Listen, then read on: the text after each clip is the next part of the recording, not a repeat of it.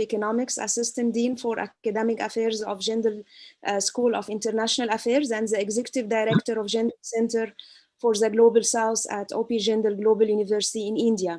I am delighted to be with you today, moderating this first special plenary session of the first International Conference of Jindal Center for the Global South on Financing for Development 2030 Global Agenda and Post-COVID-19 Challenges, which is organized in collaboration with the Indian Political Economy Association and the Institute for Global Dialogue in South Africa. Prior to the COVID-19 crisis, levels and trends in domestic revenues and external flows to developing countries were already considered insufficient to support the SDGs, and the current global pandemic context has made financing development much more challenging to developing economies. Therefore, this panel session will be focusing on financing development challenges post-COVID-19 pandemic. In this challenging context, the main question that arises is how we can avoid a development finance collapse that would send millions back into poverty and hinder our capacity to reach the SDGs. In this special session today, we will try to answer three main questions. What is the impact of COVID-19 crisis on development finance, traditional and non-traditional sources of finance?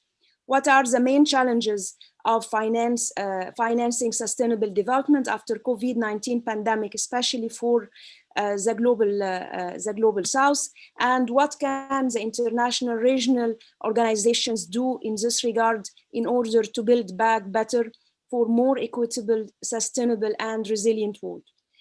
So therefore, we have invited for our today's special plenary session a group of experts in the field that I would like to start at first by briefly introducing them to our followers on YouTube. So at first, we are delighted and honored to have with us today Professor Mahmoud Mohieddin, the United Nations Special Envoy on Financing the 2030 Agenda and the Executive Director of International Monetary Fund and representative of the Arab Group.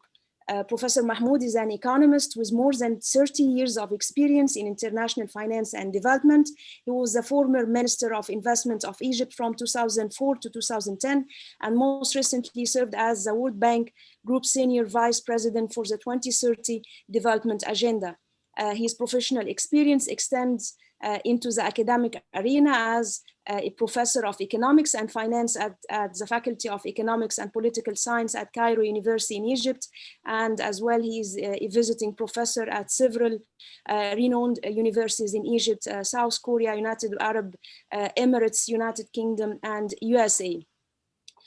He is also a member of the International Advisory Board of Durham University Business School. And our second eminent guest speaker today is Professor Mohan Kumar, Professor and Dean of the Office of International Affairs at Global Initiatives at OP Jindal Global University in India. Ambassador Mohan Kumar has an outstanding career in the Indian Foreign Service lasting for 36 years. He was India's ambassador to France and Kingdom of Bahrain. Ambassador Mohan Kumar has also enormous expertise in the area of international trade. He was India's lead negotiator first at the GATT and the WTO. He was leading member of India's delegation at the WTO ministerial conferences held in Marrakesh 1994, Seattle 99, and Doha round in 2001. Ambassador Mohan also served as He's still serving as chairman of Research and Information System for Developing Countries since June 2018. And I would like to add also that Professor Mohan Kumar is the founding member for Jindal Center for the Global South. We are also delighted to have with us today and highly honored Professor Sudarshan, Dean of Jindal School of Government and Public Policy at OP Jindal Global University. Professor Sudarshan in 1984 served as in the Ford Foundation South Asia office in New Delhi as assistant representative and program officer for human rights and social justice. In 1991, he joined the United Nations Development Program in India as senior economist and assistant representative for governance and public policy. In 2000, he joined UNDP in Jakarta as senior governance advisor. In 2002, he was a policy advisor for justice and government in the UNDP Oslo Governance Center. And in 2005, he joined the United Nations Development Program Asia Asia Pacific Center in Bangkok.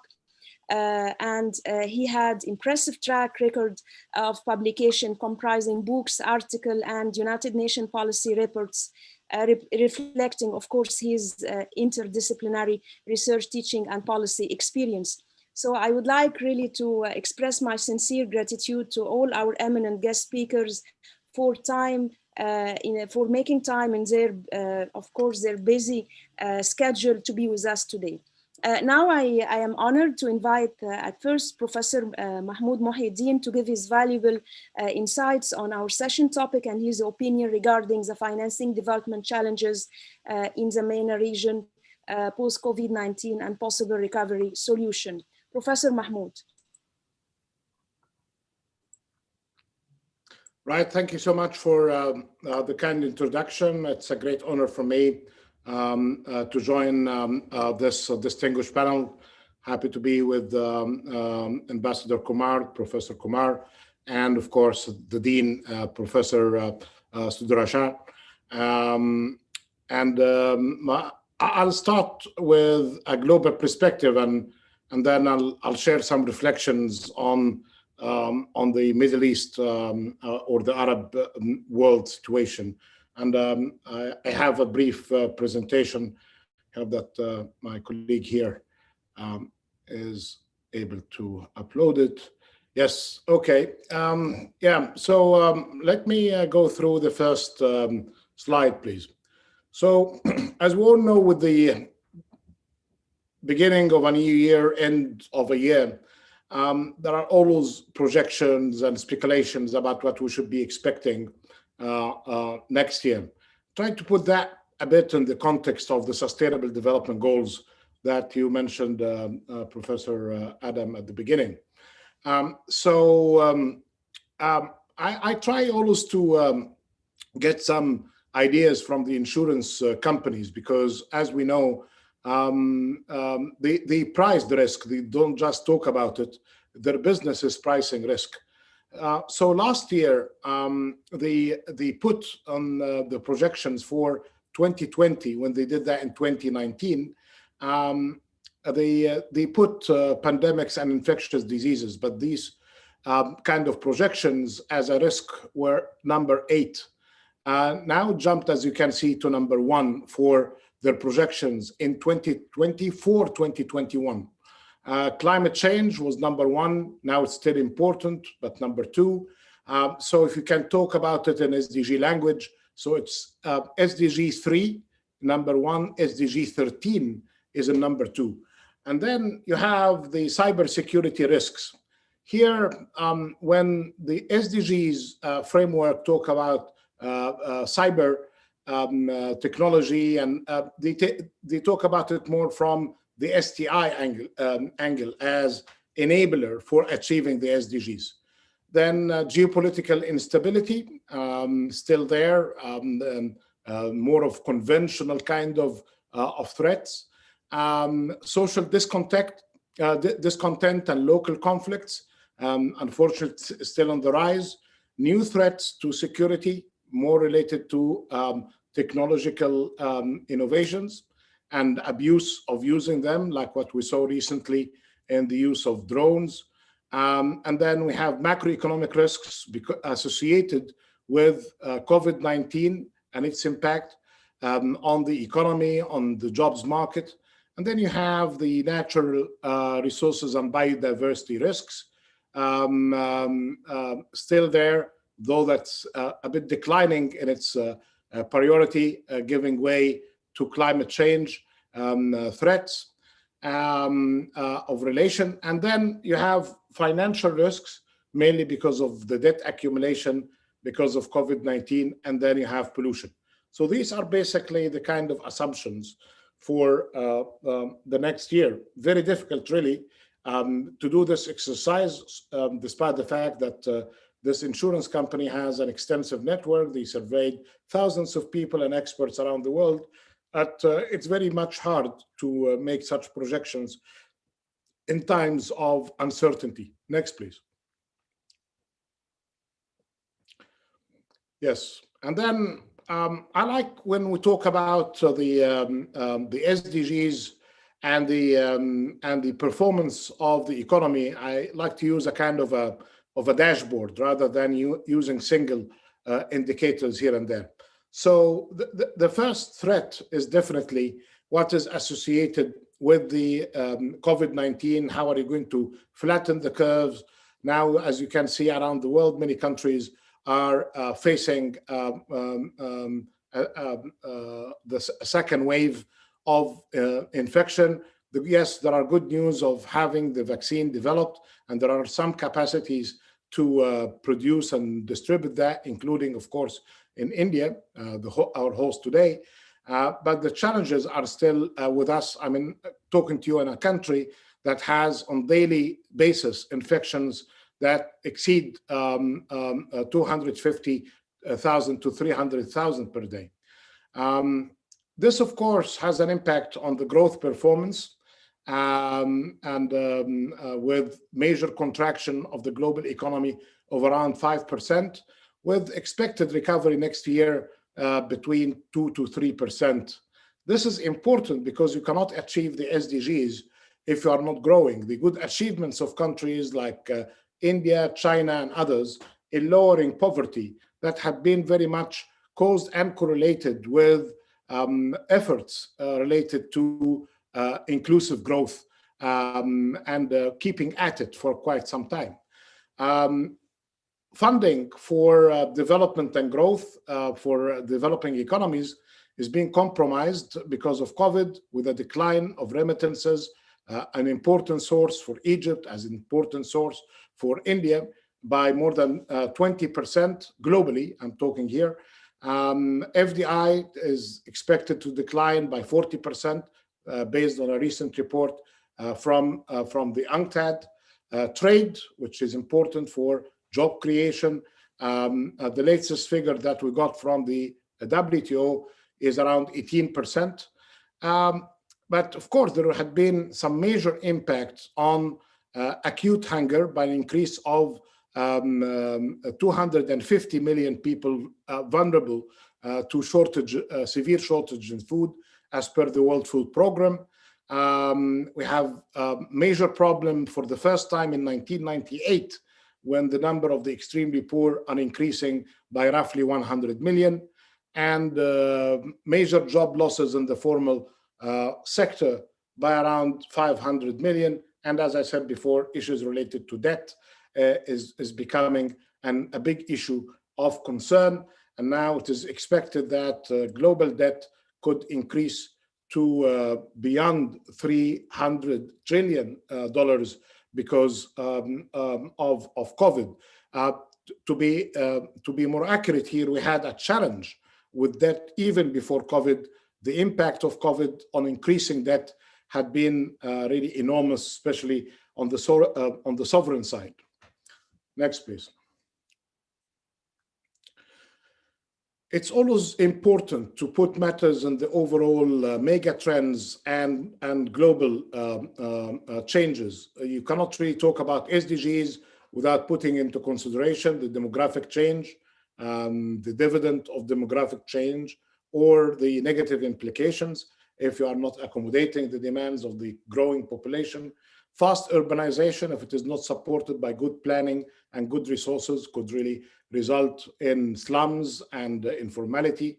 I spoke about issues related to the market volatility and on debt. And then, of course, we had market volatility in oil with a severe impact on many of the Arab countries, the oil exporting countries.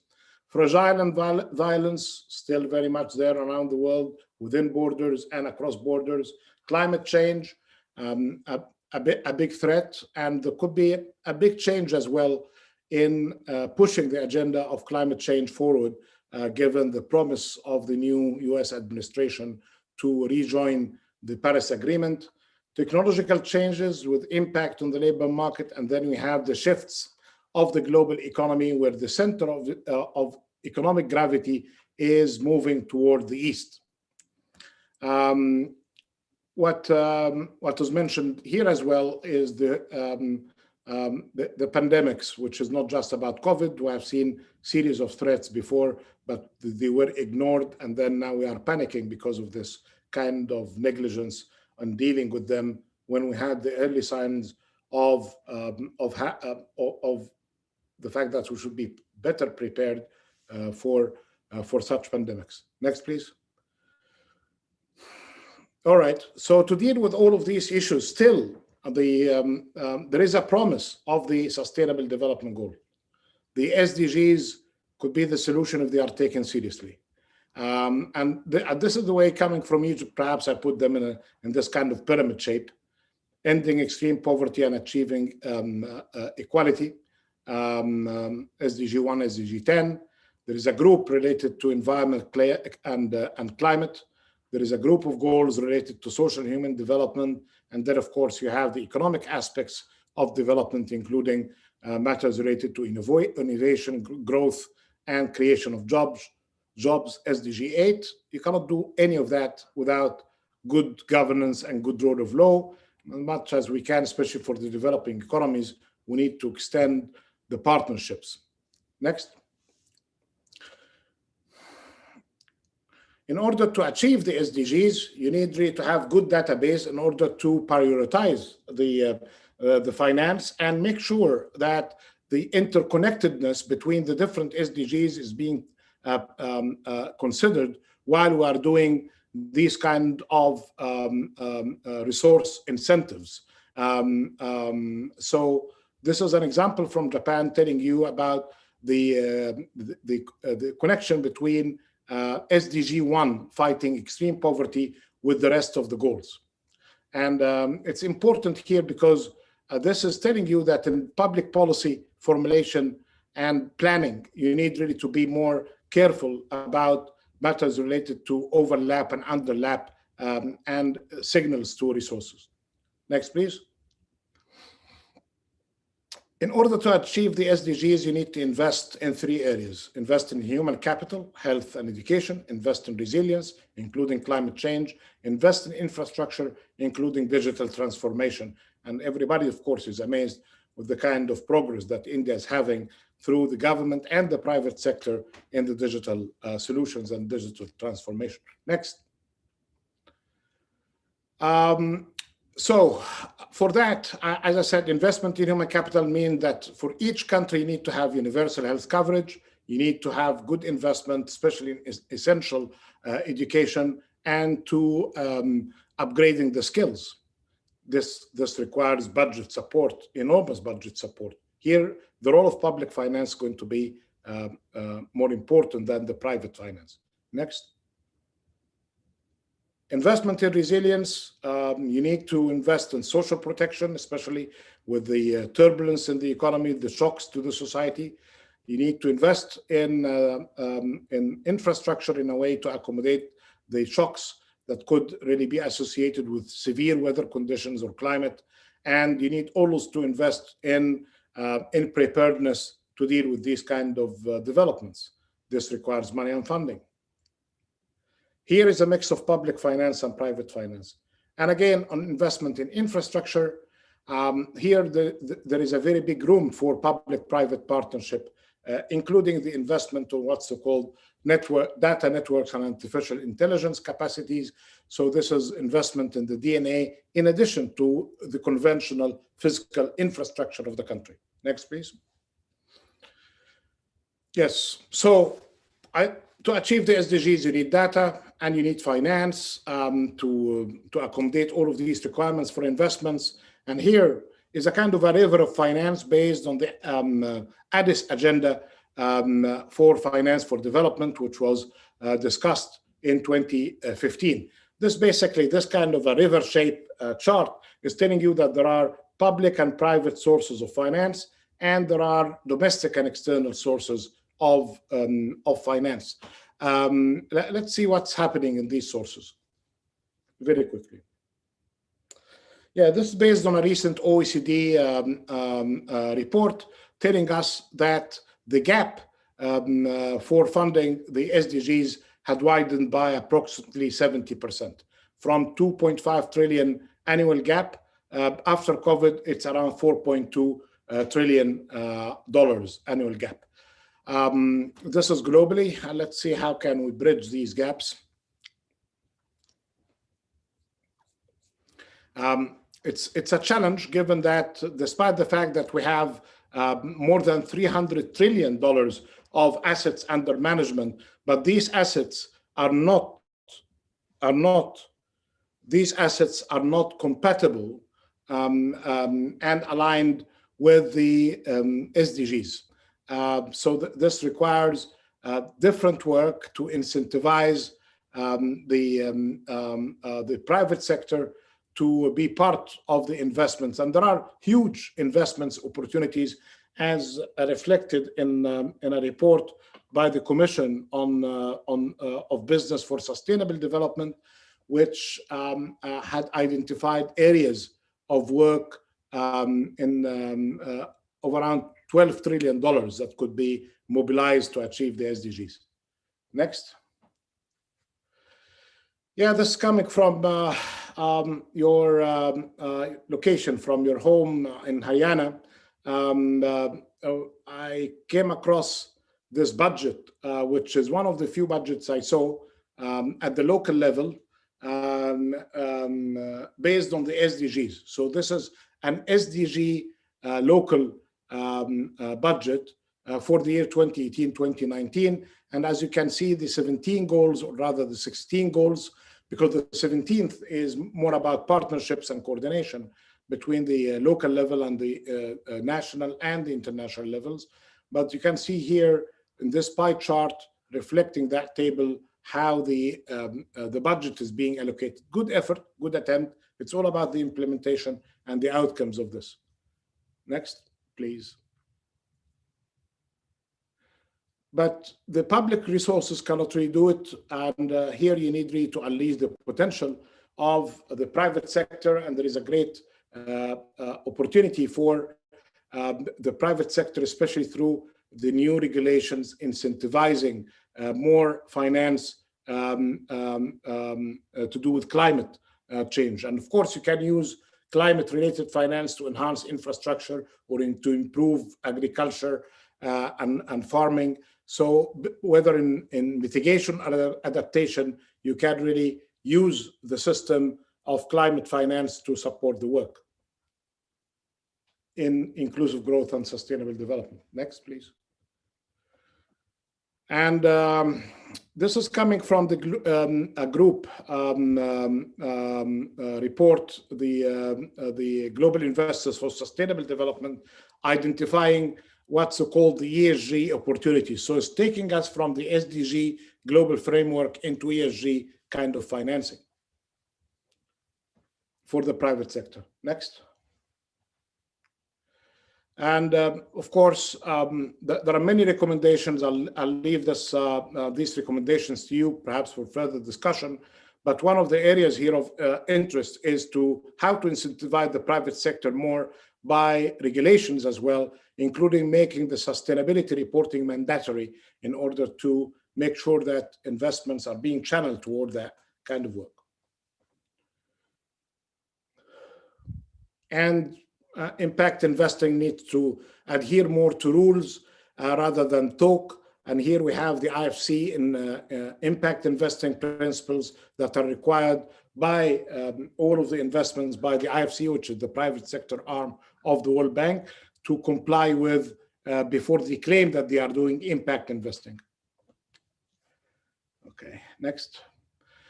Right, let me conclude here on this kind of quick global tour between the recent challenges, developments, the role of SDGs in being part of the solution, and how to finance it.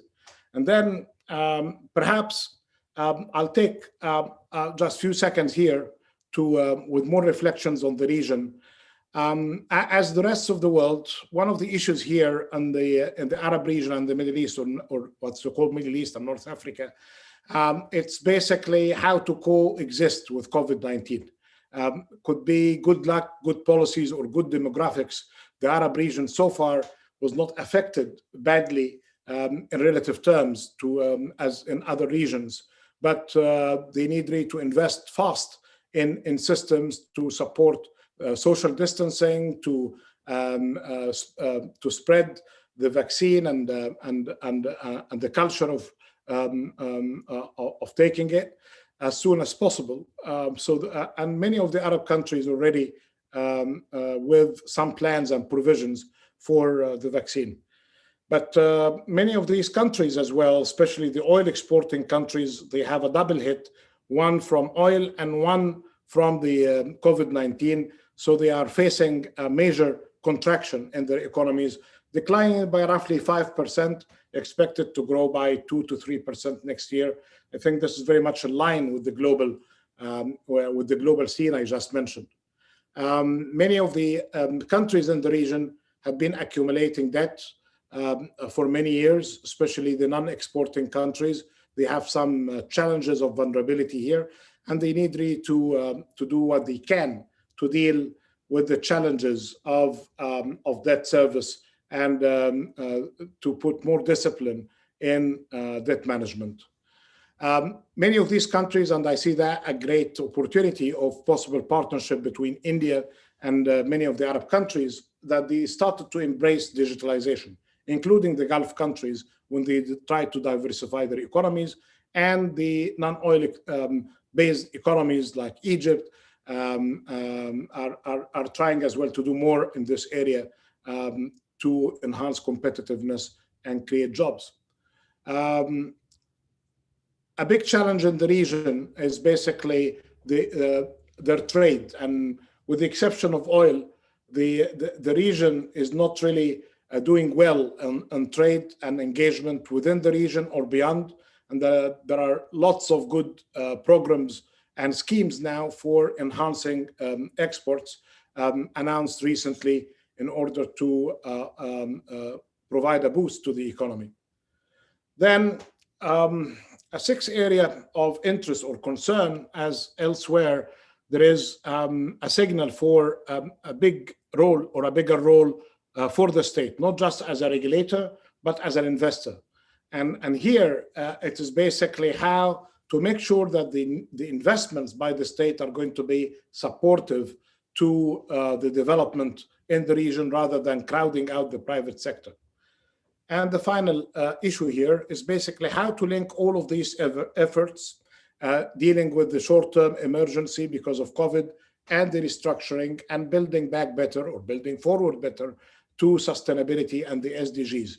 Many of the policies are not fully aligned with the SDGs, so you can really see the talk about the SDGs in one area and then the implementation of policies had nothing to do with SDGs in many respects. So that this alignment is very much needed. Having said that, thank you so much for this opportunity. Thank you. Back to you.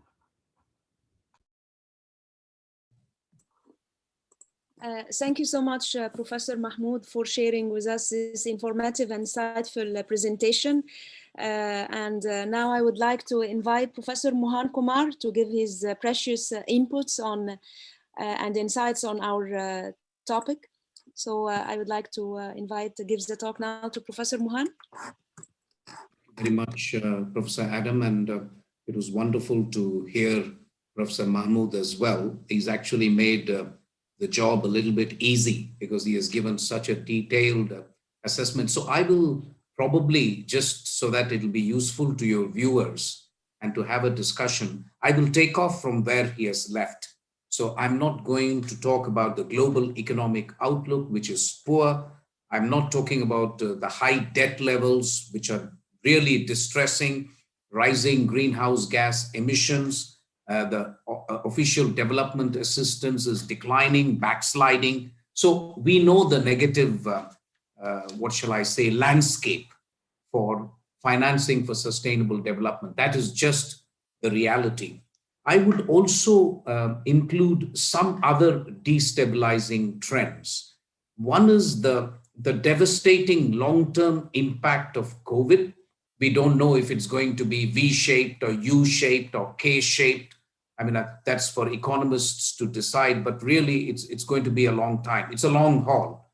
Second is the retreat from globalization that we are seeing.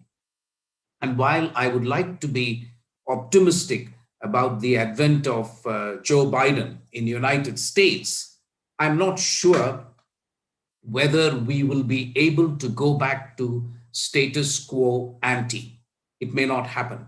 So a kind of modified globalization is what we are looking at best. And we will have to see the implications for financing in such a situation for sustainable development.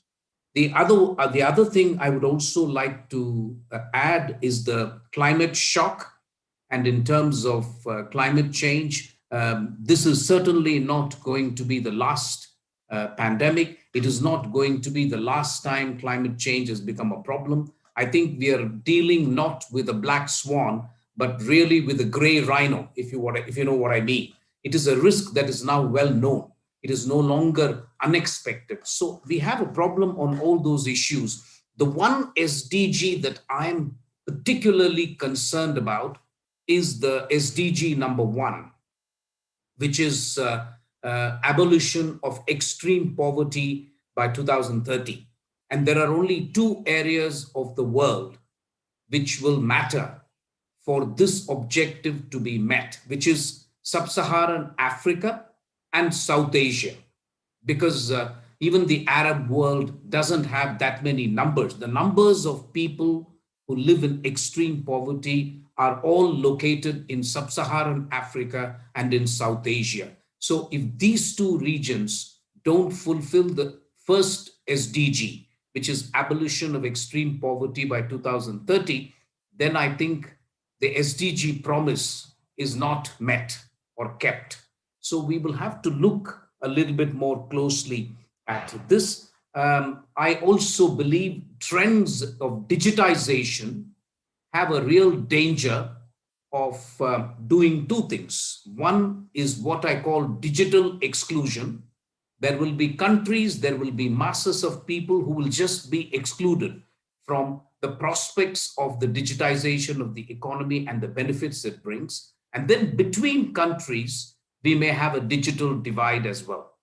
So those 2 are trends I believe will affect not only the particular SDG, which talks of digitization and digital access to everybody, but it will also have implications for the economy if you believe that the digitization of the economy is the future and that it is digitization which is going to bring about more productivity, more jobs, and so on.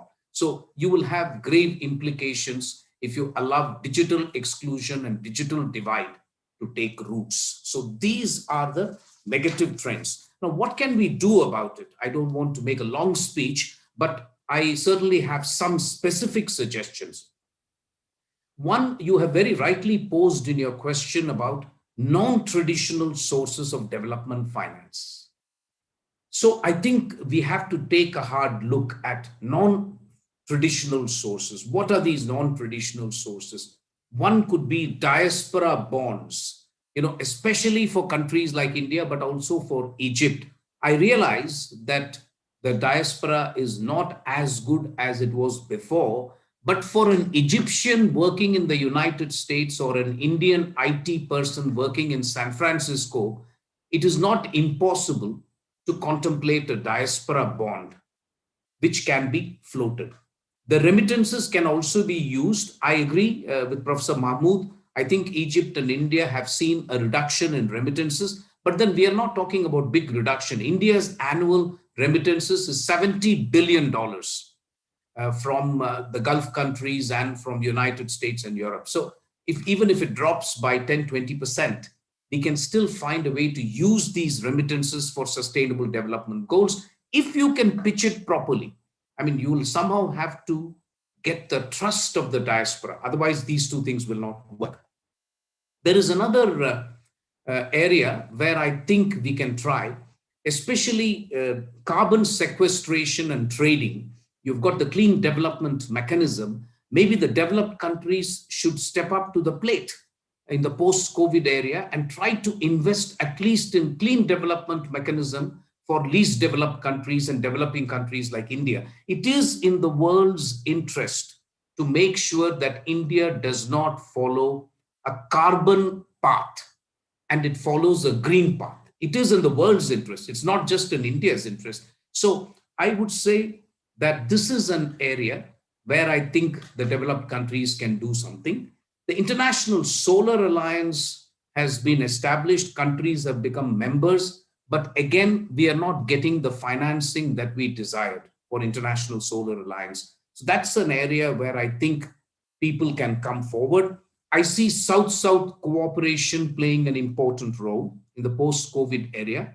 You know, if it is not possible and if we cannot rely entirely on the northern countries to help us, at least we should do self-help. Try to see what southern countries can do for each other. I think the public-private partnership was mentioned by Professor Mahmood as well. I completely endorse that point of view.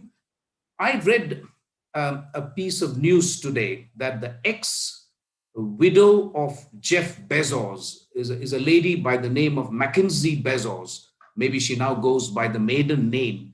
She has distributed the maximum amount of money in the last 1 week, amounting to billions of dollars. This could be a non-traditional source of finance. If I was the UN Special Envoy for Sustainable Development Finance, I would immediately put a call through to Mrs. Mackenzie Bezos and say, please donate to the UN. And we would like to make sure these funds are. She has given to about 40 different organizations, non-governmental organizations. So I think people like that, and she very frankly admits that this COVID has resulted in massive poverty. But she says some of us have gotten richer. She has become richer by $20 billion because of Amazon, of course. And you know, her ex-husband was the chief of Amazon, so she has inherited a lot of money. But this money has grown. But this is not just Mackenzie Bezos. I think a lot of people have grown wealthy. And I think we should try to make use of philanthropists also, because it is in their interest, I think, to make sure that the world is a better place as well. I have some specific proposals in the multilateral area, after which I will finish my intervention. One is the G20 statement in Riyadh, which topped off what is known as Debt Service Suspension Initiative, DSSI. I think this is absolutely vital. It is not possible for least developed countries and vulnerable countries to pay back their interest and pay the principal amount at this time. So at the G20 statement of Riyadh said at least till June 2021, the debt service suspension initiative should be operationalized or should be operational. The only problem is private creditors are not included in this initiative. So we will have to find a way by which private creditors also must be put under pressure for a moratorium on debt payment at least till the end of next year. By the time, hopefully, vaccine will be widely available and so on and so forth.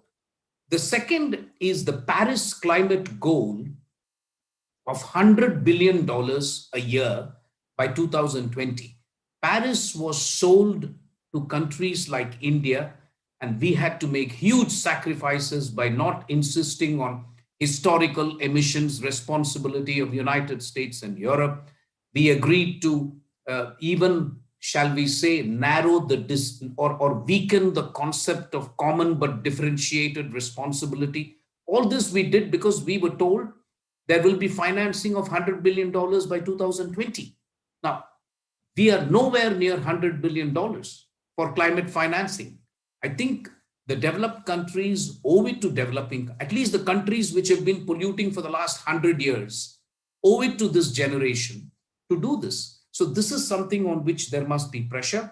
I also believe, and I made this point in the morning, Heba, the emergency financing wing of IMF and World Bank, I'm a little disappointed that they are not doing much. If this is not an emergency, what is an emergency? Frankly, tell me.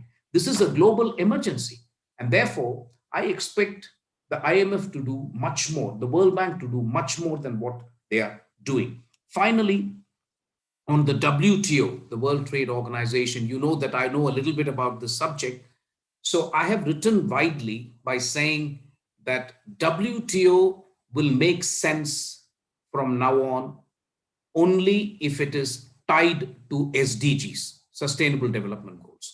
I have argued that WTO, when it meets in Kazakhstan in June 2021, must launch an SDG round of trade negotiations. You know, we have had a Doha round, which has failed. We had a Uruguay round, which was very unfair, etc.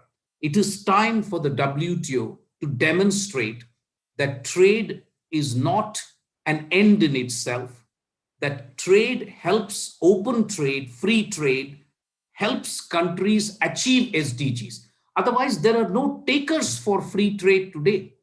Whether it is United States, whether it is Europe, whether it is China, even China believes in a one-sided kind of trade. China would like other markets to be free, but in China itself, there is no market for MasterCard, Visa card, Google, Amazon, Facebook, Twitter. So everybody wants to export. Nobody wants to import. And I don't think this can go on. So I really do believe if you want to develop a constituency for free trade among developing and least developed countries, you have to tell them open trade, free trade is good because you'll be able to abolish poverty. You'll be able to get resources for health. You'll be able to do something about gender. This argument needs to be made again because in the 80s and 90s, it was accepted by Washington Consensus and others that fine, free trade is good for everybody and that the rising tide will lift all the boats. But we've seen that that is not the case. Globalization has produced winners and losers. And my suspicion is there are more losers today than winners, especially in the West, which is why you are seeing a backlash against globalization. If this trend has to be changed, I'm afraid the WTO has to link itself to Sustainable Development Goals. And I think that is one last opportunity for the WTO, because if you now go and tell countries that unbridled free trade is good for you, nobody is going to listen to it. You will have to demonstrate that trade not only leads to economic growth, which we know, but that trade also properly regulated leads to inclusive economic growth. And this is an argument that is yet to be made by the WTO. So I'll stop here, Heba. Thank you very much for this opportunity. And I'm sorry that I will have to leave. As I told you, I have another webinar to go to. So I also apologize to Professor Sudarshan, who's a lot more senior to me. So you should have put him ahead of me. But sir, I apologize to you and I hope you will forgive me for it. Thank you very much. Thank you so much, Professor Mohan. He was also had joined us in the morning, and I really appreciate all the efforts and supports that you are giving to the center and to me. Thank you so much, Professor Mohan, and also for your insightful words. Now, I would like to call Professor Sudarshan to give his insightful thoughts with us and to share his valuable inputs. Professor Sudarshan. Thank you. How much time do I have, Professor Adam? We are supposed to finish at 7:30, so we are having 15 minutes. Yeah, but we need a little time to for some kind of a dialogue. Okay. So I'll try and restrict myself to 10 minutes. I can easily do that because we've had such a rich fare already. Professor Mahmoud Moeddin was absolutely scintillating, and it was a tour de force covering the grounds. So you needn't have had any of us after that. But I'm very grateful to Professor Mohan Kumar's insights, especially his comments on what the WTO ought to do to protect itself and to remain relevant. What I want to highlight here is, we've discussed the shortfalls in global financing, the possible sources of financing that one could get, not rely too much on official development assistance, think of other modalities, and so on. But I am a little concerned that many countries believe in the maxim that you must never let a crisis go waste. By that, what they mean is they need to push through things which they couldn't otherwise, owing to public objections and so on, do. So COVID-19 offers governments across the world the excuse to say, oh, listen, conventional budget management processes are not enough, so we will create extra budgetary funds. And this is a great source of danger because very often these extra budgetary funds have a very doubtful legal basis. They're not very clear and transparent in their operations. And they solicit money from the private sector and others. They have, they're set up in such a way that the public need not know who has contributed to them, what, nor does the public have a right to know how have they spent the money, and so on. So that's one. Another area of concern is that in order to revive the economy rapidly, they think that environmental regulations, regulations that have been protecting indigenous peoples and their lands, regulations on protecting the coastal areas, all of these can be relaxed because you need to give an incentive to businesses to revive the economy. And these will have very long-lasting damage to people, and we are witnessing this. Environmental impact conditionalities and standards are being diluted in order to encourage industries to sort of revive. So I think there are companies and corporations that are waiting, like vultures, to make a killing in the post-pandemic context, because they have been hampered and frustrated by these regulations that have been enforced in the interests of environment and sustainability. So I'd say, for instance, many countries have done that. There's an IMF paper that's very good that looks at all these extra budgetary funds. That paper doesn't examine India. So in a way, having referred to that paper, which people can find on the internet in the IMF papers, I draw attention of our audience, which presumably will have more Indians, to the fund that was immediately created in March called the PM Care. PM Cares, it's called.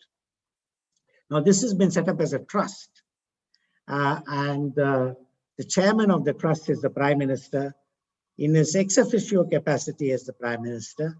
And other members of the trust are the Defense Minister, the Home Minister, the Finance Minister. And the trust deed, which was only made available a couple of days ago, makes it very clear that the trust is not obliged to disclose who's contributing what sum. Now, one implication of having a fund like this, you can understand that you want to be able to mobilize money from all possible sources in order to immediately deal with immediate needs of the pandemic. But it creates a serious concern about what Professor Mahmood Moeedini emphasized was good governance. If you had a proper budget management system, which is subject to standards of accountability and parliamentary scrutiny, you wouldn't need these extra budgetary funds. So if you are deficient in that, if you think that the processes by which money spent through the government is too time consuming and doesn't reach beneficiaries as it should, then your objective and your priority ought to be to reform that, to make sure that budgetary processes that are in the public domain under parliamentary scrutiny are efficient and deliver what they are meant to deliver. You don't use what you might call a bypass modality to bypass the regular budgetary framework and to create such funds that are opaque and lack seriously in transparency.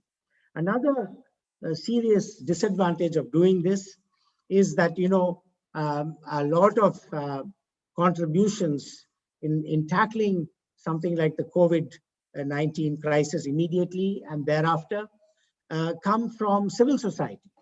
And civil society organizations have been increasingly dependent on contributions from corporations, which have fat profits and can make contributions. But when you create an extra budgetary fund like the PM CARE, as we have done in India, the greater proportion of corporate social responsibility funds go into that fund that's been created by, well, it's not really a government fund. So, but nonetheless, it has the aura or the image of a government fund. That means civil society organizations in the country that need this money are going to be deprived of it because there's another avenue. And it's also unclear what is the legality of corporate social responsibility getting tax benefits for contributing to a fund which is not really a government or a public fund. It's a private trust. And so these are concerns, and this is not just a concern for India. If you read the IMF paper, there are a large number of countries that create these kinds of modalities, and this is to be avoided. And so when you create a strategy, so this is the downside of governments wanting to take advantage and to be seen to be very agile and quickly responsive to the COVID requirements, but in the process are undermining principles and standards of governance and accountability. And we keep an eye on that. The public must be vigilant. And the IMF paper actually seriously discourages the use of such extra budgetary funds. So I would say that if you wish to go to the IMF, as Professor Mohan Kumar said, of course they should do more. But when they begin to do more, they should ask questions about what governments are doing internally with these extra budgetary funds, because in principle, they are wrong and they should not be created. That said, I then say that, we, in the context of this crisis, the most serious damage of COVID-19 has been to the informal sector, which employs the largest number of people. So I think all governments, particularly in the developing countries, but even in the United States, ought to prioritize employment. Because while on the one hand, we have, and the international organizations, all of the UN agencies and the international agencies have all placed great faith in digitalization and the digital economy as providing a way forward with innovations, with quick bank transactions, with creating bank accounts, and to take full advantage of all that the digital technology offers. As somebody remarked, I like the acronym that our professor provided us, the DNA. So that's the new oil, maybe, data analytics, and so on. But I think, and artificial intelligence. But I think in the process, we must be mindful of the points that Professor Mohan Kumar made about digital exclusion and so forth.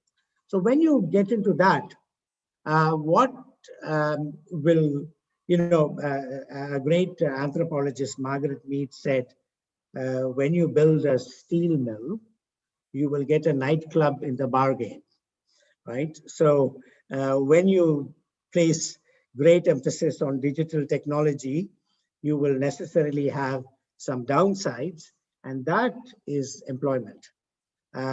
Much of the work that's done by people, which is important for people, because work and employment gives self-respect and self-worth to people. And if they are made redundant by artificial intelligence and advances, then it's very important for governments to prioritize avenues for labor and the participation of labor in the economy. And that necessarily means we should also prioritize how we regulate the digital world, how we concern ourselves about all these risks that Professor Mohammed Mohiuddin got from the insurance companies, cybersecurity, all of those kinds of risks of fraud and so on. So regulatory mechanisms in government would have to be addressed, because we have to address financial regulation, competition regulation, data security, and we also need to, in doing this, we need to cooperate with other countries and across borders, because the digital world does not respect national sovereignty. It doesn't go by the United Nations Charter. It just traverses the world. So with these cautionary remarks as a footnote to what Professor Mohiuddin and Kumar have said, I'll stop here.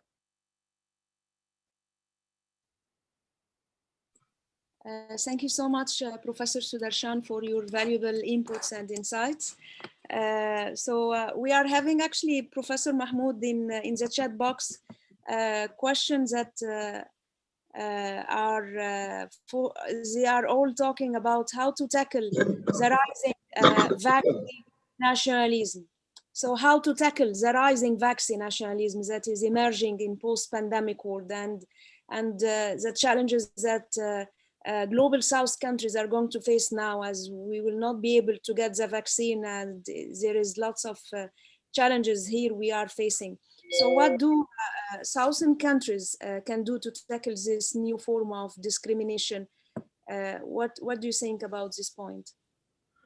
Right, thank you so much. And let me first reflect very quickly on the excellent comments and interventions by His Excellency the Ambassador and the Professor as well, Professor Sudarshan and Ambassador Kumar earlier.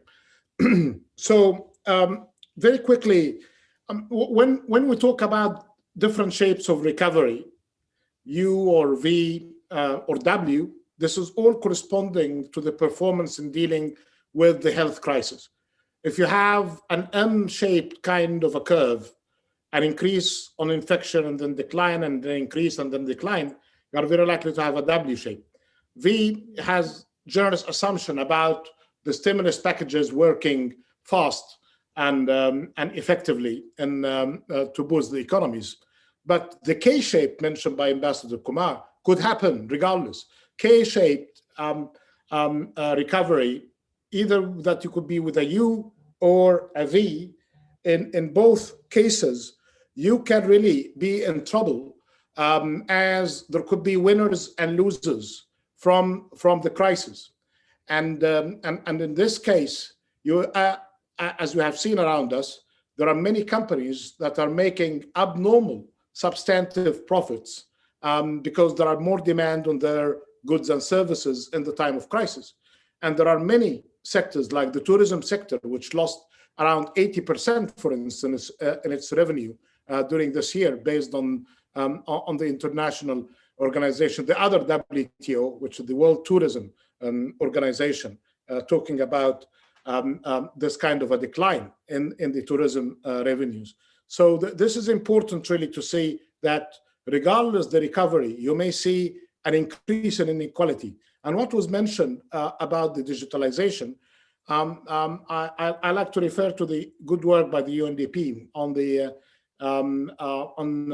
inequality in the era of digitalization, or the digital era.